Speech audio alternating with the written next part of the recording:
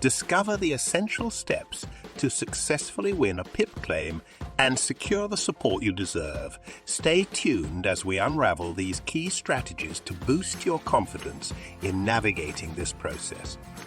Before we dive deeper, make sure to hit the like button, subscribe to our channel for more informative content, and comment below if you have any questions or experiences to share about PIP claims. Personal Independence Payment, or PIP, can be a crucial benefit for individuals living with a long-term health condition or disability. In this video, we are going to walk you through the detailed steps and necessary preparations to enhance your chances of a successful PIP claim. Understanding the criteria and gathering the right evidence are foundational in this process.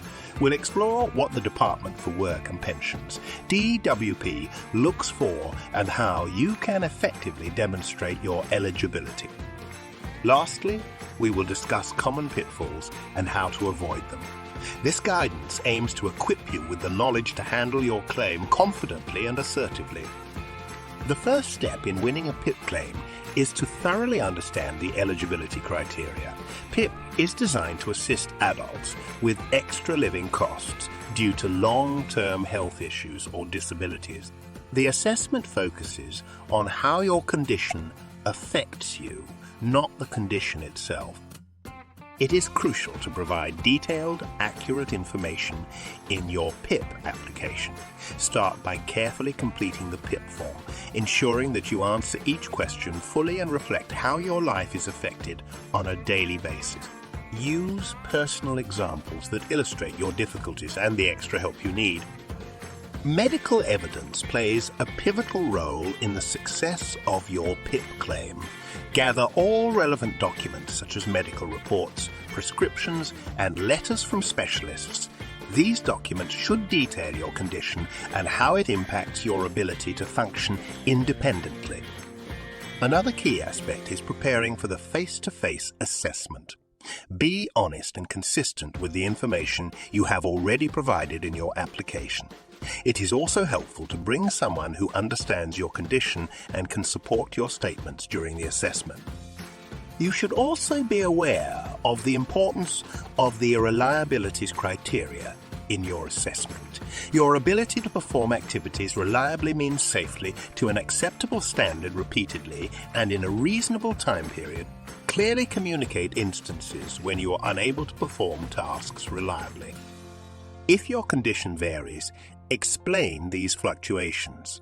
Many claimants see their claims initially denied because they fail to communicate the variable nature of their condition.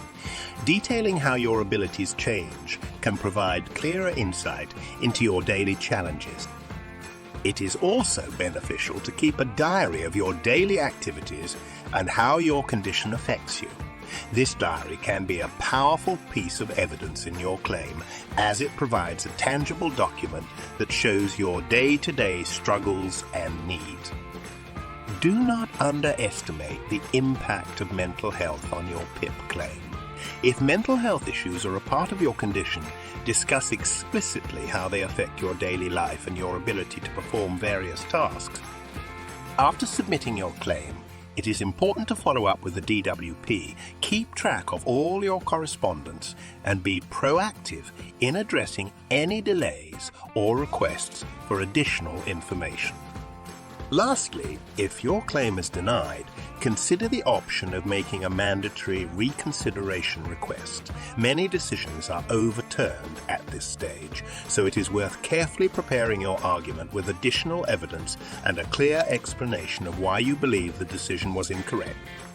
By following these detailed steps and preparing thoroughly, you can enhance your chances of a successful PIP claim. Remember, each step is crucial and contributes significantly to the outcome of your claim. Stay persistent and informed throughout the process. To further enhance your chances of a successful PIP claim, consider these crucial steps.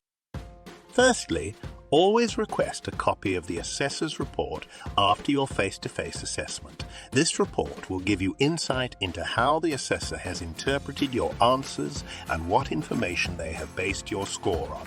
Understanding this can guide you if you need to challenge the decision. Secondly, it is beneficial to seek support from organizations that specialize in PIP claims. Many charities and advocacy groups offer free advice and can help you to fill out your application or prepare for your application or prepare for your assessment.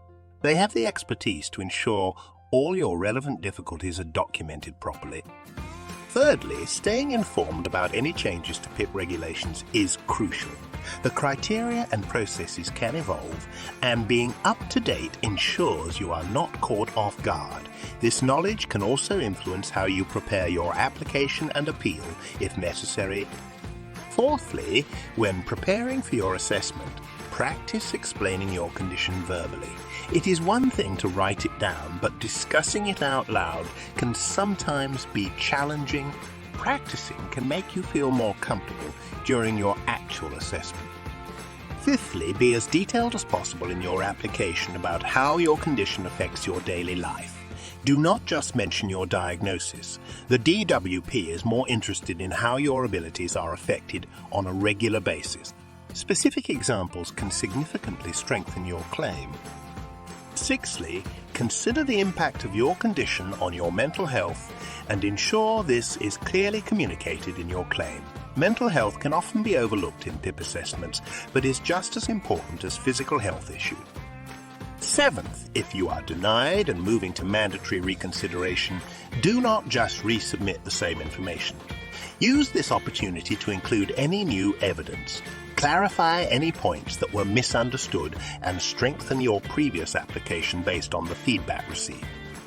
Eighth, maintain a positive but realistic outlook. The process can be lengthy and demanding, but many have navigated it successfully with persistence and careful preparation. Keep track of all your documents and correspondence related to your claim to avoid any confusion. Before we move on to the rest of the video, if you are finding this helpful, please like, subscribe, and comment, as it really helps this video reach a wider audience. Here is a case study related to how to win a PIP claim. Sarah, a resident of Leeds, was suffering from multiple sclerosis, but initially had her PIP claim denied. She decided to request a mandatory reconsideration and sought help from a local charity that specializes in disability rights. They helped her gather comprehensive medical evidence and prepared her for the assessment by conducting mock interviews. They focused on how her condition affected her daily activities, particularly on bad days. Armed with stronger evidence and a clear understanding of the assessment criteria, Sarah attended the reassessment. Her new application detailed specific instances where her independence was compromised, supported by statements from her neurologist and occupational therapist. This time, her application was successful, and she was awarded the higher rate for both the daily living and mobility components of PIP. If you are preparing to apply for PIP or are facing challenges with your current claim, remember Sarah's story. It's crucial to provide detailed evidence that reflects your daily challenges. Do not hesitate to seek help from professionals who understand the system and can offer valuable guidance.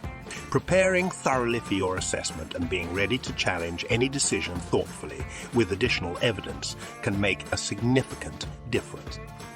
Also, keep yourself informed about any updates in the PIP process and regulations, as these can affect your claim or appeal.